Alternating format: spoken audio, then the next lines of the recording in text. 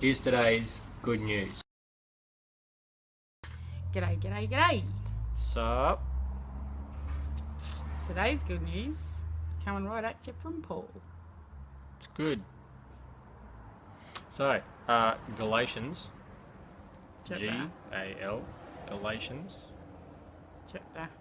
chapter 2, Verse. verse 11. No, what's it again? Galatians chapter 2, verse 11. Now, if you go backwards, you can go 1 plus 1 equals 2. It's in Galatians. Yeah. So when you put it together, it is Galatians 2, verse 11. cool. Yeah. Everyone's got that now. Galatians 2:11. Galatians 2:11. Hey. My wife says hi. And so does Claire, baby, and Zorro, the dog. Yep. So here it is, Galatians 2:11. This is Paul talking. Not this Paul. Paul the Apostle. Paul of the Bible. This time with Barnabas, and Titus came along too. I went there because God revealed to me that I should go. While I was there, I talked privately with the leaders of the church. I wanted them to understand what I had been preaching to the Gentiles. I wanted to make sure that they did not disagree, or my ministry would be useless. And they did agree. Whoa, I'm reading the wrong bit. What was it, Paul? That was Galatians 2, verse 1. Anyways, that bit was interesting. That's the first one. Because you just forgot to add the second one. Even Paul the Apostle would check with elders and stuff that they were on the same page as him. He wouldn't just go ranting. He would actually confirm that people understand and that they agree with what he's saying and that he's not wasting his time. It's not just being a lone ranger out there doing his own thing. Good point. God So- calls us to be part of a body for a Yeah. reason, yeah. Here's what I intended to read. But when Peter came to Antioch, or as an audio Bible recently put it, Antioch. Really? Yep, that's what the audio Bible said to me last night.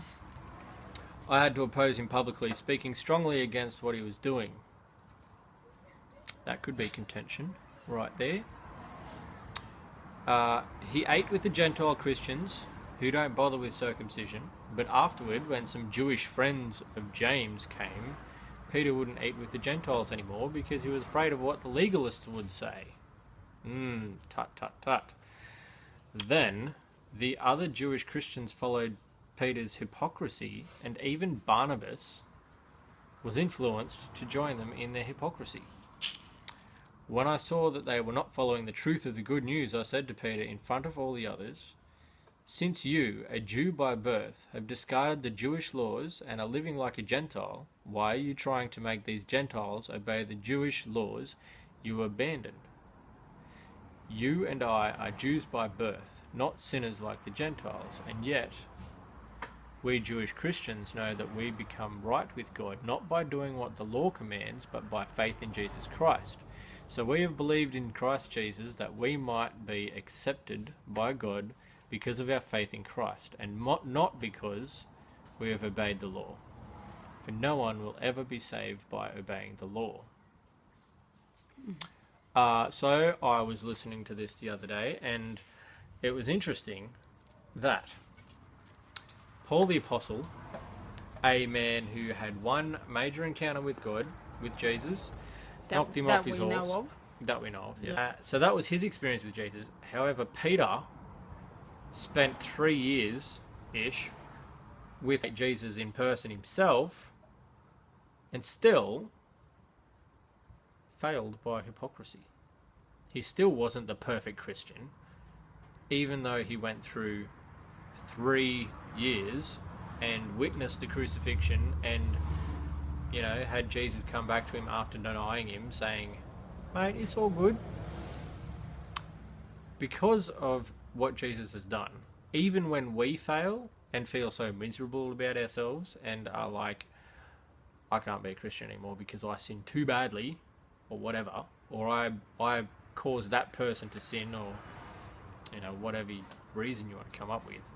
The thing is that God's grace is sufficient.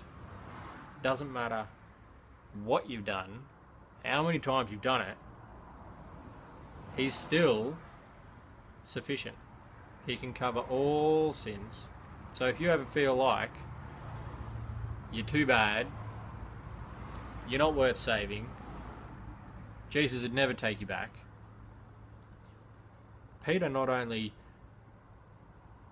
forsook, man, I must be tired, I'm bringing out the... He denied Jesus as Jesus was going to his death. Then he continued on following Jesus after Jesus raised from the dead and went back to heaven. Then he fell into temptation of being a hypocrite because he was worried about what the legalists would say. Like, that's not really that big of an issue compared to death. But that's all it took for him to flip out and go, I'm not going to hang with you Gentile dudes because you're unclean or something. But Jesus still used Peter very muchly so in all of his life, even after that time, because Jesus' grace was sufficient. So if you've known Jesus and walked away, Jesus' grace is still sufficient to forgive your whole existence, not just before you're a Christian. Yeah, there's something really cool. There's actually two quick things that I've been thinking about while Paul's been talking. Just to add quickly that, number one, Peter, who did all that and flipped out and hypocritically changed, was one person in front of the Gentiles, and then when the Jews showed up and the legal thing happened and he flipped again. So that same guy who did that was the same guy who walked on water by faith in Christ. So he's gone from a huge faith high, if you like, to being susceptible to the temptation all of us have of going back to the legal ways, the obeying the law, the rules, the traditions, the commandments, whatever you want to call it. Not that we shouldn't be doing that, but that is not the way that we are justified, as we've been talking about before this one today.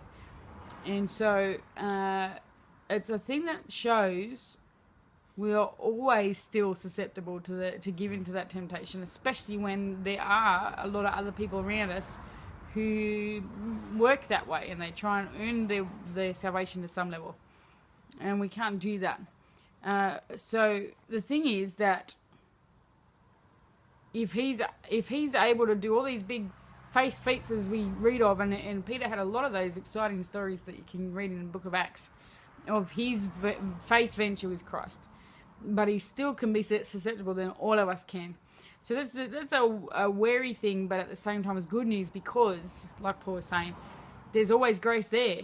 So as soon as we realise and turn back to Jesus, he's ready to forgive, even if it is the 70th time 7 times. The second thing that clearly popped up is the thing that little thing that Paul read out the Bible about that Paul and Peter, is that God's grace, the good news of salvation, includes us having to be confronted sometimes with the wrong things that we're doing, and sometimes by fellow Christian brothers or sisters, like even the 10 Commandments themselves, plus the rest of them, were a lot to do with God making sure that we knew that we were in this situation so that we could realise we needed to be rescued.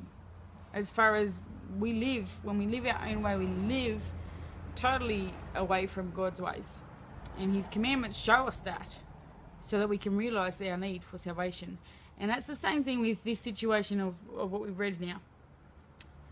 Paul did confront Peter, and it probably was something that Peter really needed to be confronted about. And that's actually a real kind of love that God has expressed through Paul in that way, assuming that Paul confronted him with grace, as well as firm conviction. But, there's ways about doing things. But the fact is that sometimes we do need to be able to hear from other people, and certainly from God, to recognise that we need his help. And that is good news, because even though it's not comfortable and it's not something we enjoy, it's actually good for us in the long run. And it brings us back to what it's all about, which is faith in Christ and a relationship with Him that flows from that place. It's actually interesting. Peter wasn't the only one to bail out and do the wrong thing. A lot of people through the Bible, prophets and kings and all sorts, they all did dodgy stuff too. But God's grace was sufficient for all of them too. Yeah. And it is sufficient for you. I just like that big finger thing. And me too. And him. Which is a good thing. Anyway, we got to roll, but we will be back soon with good news. And for now, kind regards. Retro. Cristo.